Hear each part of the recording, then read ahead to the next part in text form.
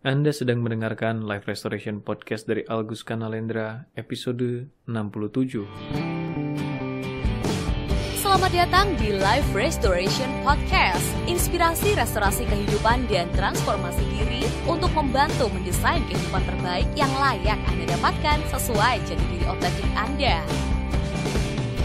Live Restoration Podcast menghadirkan berbagai inspirasi restorasi kehidupan dan transformasi diri yang juga diadaptasi dari kisah nyata para individu yang menjalani program terapi, konseling, dan live restoration coaching bersama Coach Algus Kanalendra.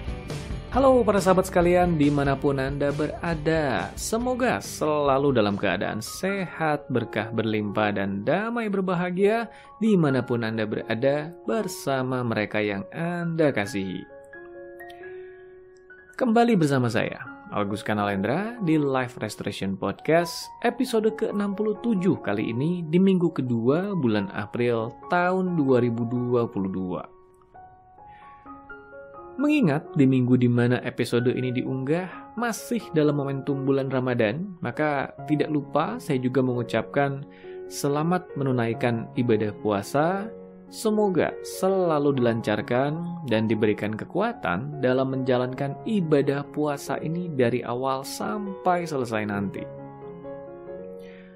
Baiklah, seperti biasa tentunya. Yang akan kita angkat di episode kali ini pun adalah bahasan yang pastinya relevan dengan berbagai temuan terkini dalam aktivitas yang saya jalankan, yaitu aktivitas memfasilitasi proses coaching, konseling, dan terapi pada para klien saya di kantor praktek saya di Bandung. Saya mulai dari awal mula kisah dulu lah ya. Jadi begini. Beberapa waktu lalu, saya membantu seorang klien melepaskan beban emosi yang mengganggunya untuk sekian tahun lamanya. Klien saya ini pernah merasa tersakiti oleh ulah dari salah satu sanak familinya yang menurutnya menghinanya di depan keluarga besarnya. Singkat cerita, kejadian itu ia sedang berkumpul bersama keluarga besarnya. Ketika sedang berkumpul dan bercanda tawa seperti biasa, tanpa disengaja ia menumpahkan minuman yang kemudian mengenai tas salah seorang sanak familinya. Nah, dari sanalah masalah bermula. Sanak familinya itu marah dan memaki-makinya dengan kata-kata yang tidak pantas di depan keluarga besarnya. Spontan suasana berubah. Yang semula ceria menjadi tidak karuan. Sanak famili itu entah beranjak kemana, sementara klien saya ini yang masih terkejut dan tidak menyangka akan mengalami kejadian itu seperti terpaku dan tidak tahu harus berbuat apa. Setelah lebih bisa mengendalikan diri, klien saya ini tidak banyak berkata apa-apa, ia terus memutuskan untuk pergi dan segera pulang. Sepanjang perjalanan pulang, ia hanya bisa bengong. Dampak dari keterkejutan itu agaknya masih cukup terasa baginya. Baru ketika sampai rumah, ia mulai menangis dan bersikap emosional. Berbagai respon emosi muncul dalam dirinya. Rasa kesal, rasa marah, rasa bodoh, rasa menyesal, dan banyak lagi. Semua itu muncul tanpa bisa ditahannya.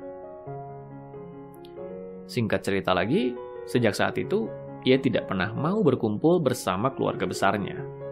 Setiap kali ada acara kumpul keluarga atau acara bertemakan sejenisnya, ia selalu mencari-cari alasan untuk menghindar. Bertahun-tahun berlalu, klien saya ini merasa sedemikian sakit hatinya pada kejadian itu. Ia merasa tidak bisa terima. Banyak hal berkecamuk dalam dirinya. Berbagai perasaan muncul silih berganti. Mulai dari perasaan bodoh, kenapa bisa-bisanya ceroboh menumpahkan minuman. Perasaan kesal, kenapa sanak familinya itu harus sedemikian reaktifnya bersikap, sampai-sampai harus melontarkan kata-kata yang tidak pantas di depan keluarga besarnya. Perasaan kesal, kenapa keluarganya yang lain hanya diam saja, tidak menengahi atau melakukan suatu hal apapun untuk menyelesaikan kejadian itu.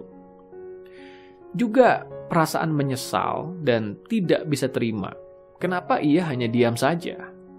Kenapa dulu ia tidak sekalian saja melawan balik dan meributkan peristiwa itu sekalian?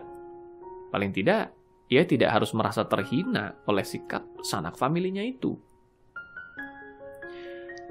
Singkat cerita lagi, beberapa minggu lalu, sanak familinya itu meninggal. Klien saya ini merasakan perasaan yang semakin tidak karuan.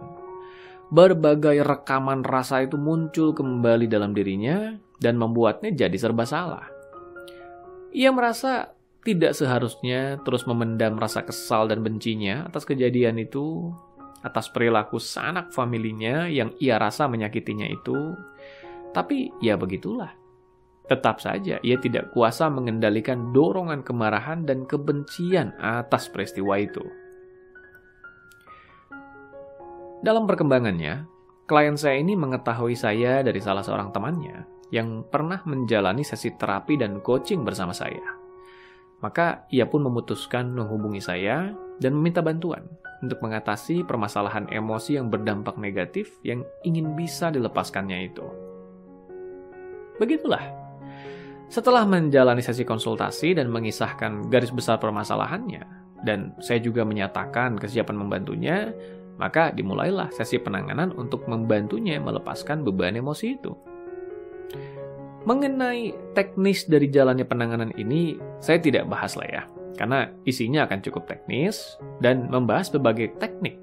Yang akan saya bahas adalah esensinya saja, terutama yang berhubungan dengan pembicaraan yang saya lakukan bersamanya, yang akhirnya membuka pola pikirnya, sampai ia kemudian bisa melepaskan beban emosi yang semula sedemikian menyakitkannya itu, sampai merasa ringan setelahnya. Di pembicaraan yang saya lakukan bersamanya, pertanyaan yang saya ajukan adalah, apa yang membuat kamu kesal dan marah padanya? Dan jawaban dari klien saya ini, seperti Anda mungkin bisa duga, yaitu, karena dia telah menghina dan menyakiti saya. Disinilah saya kemudian menanyakan satu pertanyaan yang mungkin membingungkannya. Pertanyaan saya yaitu, siapa sebenarnya yang menyakitimu? Benarkah dia yang menyakitimu? Nah, seperti Anda juga mungkin bisa duga, muncullah ekspresi bingung darinya. Ia lalu menegaskan, jelas saja coach, ia menyakiti saya di kejadian itu dengan mengatakan hal-hal yang tidak pantas di depan keluarga besar saya. Saya lalu bilang, nanti dulu, kita pisahkan dulu ya. Dia mengatakan hal yang tidak pantas di depan keluarga besar, itu sesuatu yang mungkin memang terjadi saat itu. Tapi kemudian merasa tersakiti, itu belum tentu karena perbuatannya. Bisa jadi rasa sakit itu muncul dari dirimu sendiri. Makin bingunglah ekspresinya. Saya tidak langsung menjelaskan, tapi lanjut bertanya pada klien saya ini. Begini, saya tidak membela siapapun di sini, ya. Tujuan saya adalah membantu kamu sesuai dengan disiplin keilmuan yang saya kuasai. Nah, untuk itu, saya ingin membantu kamu memperluas cara pandang kamu terlebih dahulu sebelum kita memulai prosesnya. Kalau sepanjang yang kamu tahu, sanak famili yang menghina kamu dulu itu, orangnya bagaimana kesehariannya? Klien saya ini menjawab, ya, saya tidak terlalu kenal sih, tapi yang saya tahu orangnya memang banyak masalah. Agak stres begitulah kurang lebih. Saya lalu menyambung lagi. Kalau begitu, tindakan dia di situ karena dia ingin menyakiti kamu atau karena dia yang memang dasarnya sakit? Kali ini, klien saya ini mulai terdiam. Saya lalu menyambung menggunakan ilustrasi yang sering saya gunakan bersama para klien saya. Ilustrasi ini adalah tentang teko dan isi. Bayangkan sebuah teko yang tertutup dan kita tidak bisa melihat isinya. Teko ini lalu dituangkan dan mengeluarkan kopi. Kira-kira apa isinya? Ya sudah pasti kopi kan? Kalau sekarang teko ini dituangkan dan mengeluarkan teh atau susu, kira-kira apa isinya? ya sudah pasti teh atau susu kan? Begitu juga kalau dituang dan mengeluarkan air, sudah pasti isinya air. Artinya apa? Sikap yang keluar dari diri seseorang mencerminkan isi dalam diri orang itu. Mereka yang dirinya penuh berisi kebahagiaan akan mengeluarkan sikap yang membahagiakan juga. Karena memang itu isi yang ada dalam diri mereka dan akan keluar dengan sendirinya ketika dituangkan. Begitu juga ketika diri seseorang dipenuhi rasa sakit atau tersakiti, maka mereka akan mengeluarkan sikap menyakiti ketika isi dalam dirinya dituangkan. Apakah mereka bermaksud menyakiti orang lain? Belum tentu. Hal itu terjadi karena memang hanya hal itu yang ada dalam diri mereka. Tidak banyak pilihan tersedia dalam diri mereka. Maka hal itulah yang keluar ketika isinya dituangkan. Dari ilustrasi itu, klien saya ini terdiam lebih lama. Tapi ia lalu kembali menjawab. Tapi kan ia mempermalukan saya di depan keluarga besar saya. Lagi-lagi, saya hanya menggunakan pertanyaan sederhana. Apa betul begitu? Kalau dipikir-pikir, ia sedang mempermalukan kamu, atau ia sedang mempermalukan dirinya sendiri? Nah, makin terdiamlah ia kali ini. Mungkin ada yang bertanya, kenapa saya menggunakan pertanyaan-pertanyaan seperti itu dalam sesi bersama klien? Alasannya sederhana, karena pertanyaan memiliki kekuatan yang lebih besar untuk membuka cara pandang seseorang. Itu yang menjadikan seorang coach, konselor, atau terapis hendaknya luwes dan cakap dalam mengajukan pertanyaan pada kliennya, dan bukan pernyataan. Karena kita memang bukan sedang menasihati mereka, melainkan membuka cara pandang mereka, agar lebih bisa memandang situasi yang dialaminya dengan sudut pandang yang lebih bermanfaat. Ketika kita memberikan pernyataan, maka pernyataan itu akan langsung beresonansi dengan cara pandangnya saat itu. Bukan tidak mungkin muncul perdebatan sebagai respon atas pernyataan itu nantinya. Tapi lain dengan pertanyaan. Ia justru memancing rasa penasaran dalam diri pendengarnya untuk menemukan jawabannya. Di momen ia sedang mencari-cari jawaban ini, maka ia memasuki mode bertanya-tanya dalam dirinya. Dan bahkan memasuki mode berdebat dengan dirinya sendiri untuk bisa mengeluarkan jawaban yang paling menjawab pertanyaan itu. Momen ketika ia sedang masuk ke dalam dirinya itulah yang membantunya untuk bisa memperluas cara pandangnya dengan lebih efektif. Begitu juga dengan klien saya tadi. Pertanyaan-pertanyaan itu memang sengaja ditujukan untuk menstimulus dirinya agar bisa mengadaptasi cara pandang lain yang lebih membawa manfaat baginya, agar lebih bisa melepaskan beban emosinya dengan lebih efektif nanti. Setelah memberinya berbagai pertanyaan yang ditujukan untuk membantunya mengubah cara pandangnya itulah, saya lalu merangkumnya menjadi kalimat yang lebih menegaskan, yaitu, oke, jadi begini. Pertanyaan saya tadi adalah, siapa yang sebenarnya menyakitimu? Apakah sanak familimu itu memang bermaksud menyakitimu? Atau karena memang ia adalah pribadi yang sakit, yang sedang mengeluarkan rasa sakitnya? Berikutnya, kamu merasa ia mempermalukanmu di depan keluarga besarmu. Lagi-lagi, apakah ia sedang mempermalukan kamu atau dirinya sendiri? Apa menurut kamu tanggapan keluarga besar kamu melihat perilaku yang tidak pantas seperti itu? Saya sambung lagi. Artinya, yang selama ini menyakiti kamu bukan dirinya dan bukan perilakunya, tapi kamu sendiri yang menyakiti dirimu sendiri. Pertama, yaitu dengan memaknai atau memandang semua itu dengan sudut pandang yang dengan sendirinya membuat kamu merasa tersakiti, karena semua sudut pandang itu membentuk skenario seperti itu. Yang lebih penting lagi adalah, katakanlah ia memang benar-benar menyakiti kamu dengan tindakan yang tidak pantas tadi. Jangan lupakan bahwa kejadiannya memang benar-benar terjadi. Tapi kejadian itu terjadi satu kali, saat itu. Setelahnya kejadian itu sudah berlalu. Tapi kamulah yang mengulang-ulang kejadian itu berkali-kali dalam benak kamu dengan sudut pandang yang menyakitkan tadi. Jadi, siapa sebenarnya yang menyakitimu? Kali ini klien saya mulai tersadarkan dan tercerahkan. Ia mulai menyadari bahwa selama ini bukan perilaku sanak familinya itu yang menyakitinya, melainkan dirinya sendiri. Ialah yang menyakiti dirinya sendiri dengan sudut pandang yang menyakitkan yang dilekatkannya pada kejadian itu. Dan ia juga yang mengulang-ulangnya berkali-kali dalam pemikirannya sendiri. Kali ini, tanggung jawab atas keberadaan emosi itu sudah menjadi miliknya sepenuhnya. Maka dari sinilah proses pelepasan emosi yang dilakukan dengan teknik lanjutan kemudian berjalan dengan lebih mudah dan lancar. Demikian kisah sederhana yang saya angkat kali ini. Mari fokus pada pembelajaran pentingnya, bahwa ketika kita merasa tersakiti oleh ulah atau perilaku seseorang, hendaknya kita merenungkan, siapa sebenarnya yang menyakiti kita?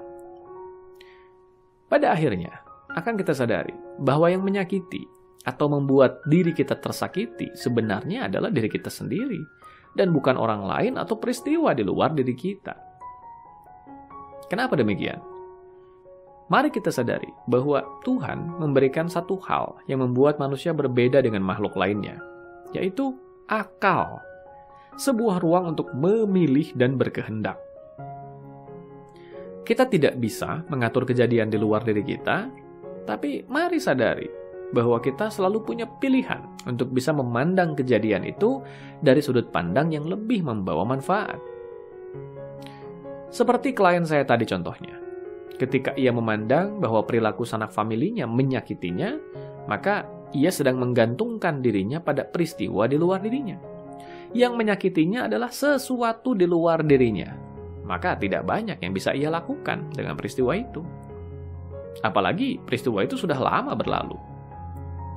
Tapi lain, ketika ia bisa memandang bahwa bukan perilaku sanak familinya yang sebenarnya menyakitinya, melainkan ia sendiri yang menyakiti dirinya sendiri dengan memandang kejadian itu dengan sudut pandang yang memaknai itu sebagai kejadian yang menyakitkannya. Ketika ia bisa melakukan ini, maka sekarang ia tidak lagi menggantungkan dirinya pada kejadian di luar dirinya. Karena penyebab dari rasa sakitnya adalah sikapnya sendiri. Maka ia lebih memiliki kendali kali ini untuk bisa mengubah sikapnya sendiri. Ia tidak bisa mengubah sikap orang lain, tapi ia bisa mengubah sikapnya sendiri. Yang mana? Yang kira-kira yang lebih bisa dikendalikan. Dan lebih pasti bisa dilakukan dengan daya upaya sendiri. Sikap diri sendiri kan? Maka itulah penting untuk kita memfokuskan atensi bahwa diri kitalah yang menjadi penyebab dari berbagai respon, perasaan, dan pemikiran dalam diri kita. Maka kitalah yang hendaknya bertanggung jawab untuk mengubah cara pandang dalam diri kita yang menyebabkan munculnya berbagai respon, pemikiran, dan perasaan itu. Ketika klien saya ini memaknai perilaku sanak familinya menyakitkannya, maka inilah yang diyakininya. Tapi ketika ia memaknainya sebagai perilaku sanak familinya hanyalah ungkapan rasa sakit dalam diri mereka sendiri atas berbagai permasalahan yang dialaminya, maka akan muncul respon yang berbeda. Perhatikan bahwa dengan mengubah sudut pandang atas sesuatu yang terjadi saja, kita sudah bisa mengubah respon kita atas peristiwa itu. Kalau sekarang sudut pandang yang sudah berubah ini kita ulang-ulang sekalipun, tidak akan menjadi masalah lagi kan? Ingat bahwa salah satu hal lain yang membuat kita merasa tersakiti adalah karena kita sendiri yang menyakiti diri kita dengan terus mengulang-ulang hal itu dalam pemikiran kita sendiri. Diulang-ulangnya pun dengan pemaknaan negatif yang menyakitkan. Alhasil semakin tidak karuan lah rasanya. Iya, kejadian itu pernah terjadi dan pernah mempengaruhi kita secara negatif dulu. Tapi mari ingat-ingat bahwa kejadian itu terjadi dulu. Saat itu, di masa lalu. Setelahnya, kita sudah tidak lagi mengalami kejadian itu dalam kenyataan hidup yang sebenarnya. Tapi kemudian ingatan atas kejadian itu kita putar berulang-ulang dalam pikiran kita. Alhasil, kita juga yang menyakiti diri kita sendiri kan?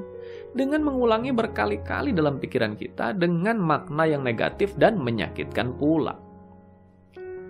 Sama juga ketika klien saya ini mulai saya ajak memaknai. Apakah sanak familinya mempermalukannya atau mempermalukan dirinya sendiri? Yang saya lakukan sebenarnya mengajaknya menyadari bahwa dari beberapa opsi makna yang ada, kenapa dia harus memilih opsi pemaknaan yang malah membuatnya merasa tidak nyaman? Kejadian di luar diri kita adalah sesuatu yang tidak bisa kita kendalikan. Tapi kita selalu bisa memilih dengan cara apa kita akan memaknai kejadian itu. Dan pada kenyataannya memang bukan kejadian di luar diri kita yang menyakitkan kita, tapi makna atau cara pandang kita sendiri atas kejadian itu. Ketika kita bisa memilih makna yang lebih memberdayakan, maka lain juga dampak dari kejadian itu pada diri kita. Sayangnya, malah makna tidak memberdayakan atau yang menyakitkan, yang membatasi, yang mengekang itulah yang kita pilih untuk kita gunakan memaknai kejadian itu. Jadi, siapa sebenarnya yang menyakiti diri kita? Sampai jumpa di episode berikutnya. Dapatkan lebih banyak inspirasi restorasi kehidupan dan transformasi diri dengan ikuti Instagram @alkuska dan YouTube channel Alkuska Nalendra. Kunjungi juga website www.alkuska.com untuk temukan lebih banyak informasi menarik lainnya, termasuk untuk memesan layanan profesional bersama Coach Alkuska Nalendra untuk membantu mendesain kehidupan terbaik yang layak Anda dapatkan sesuai jati diri otentik Anda.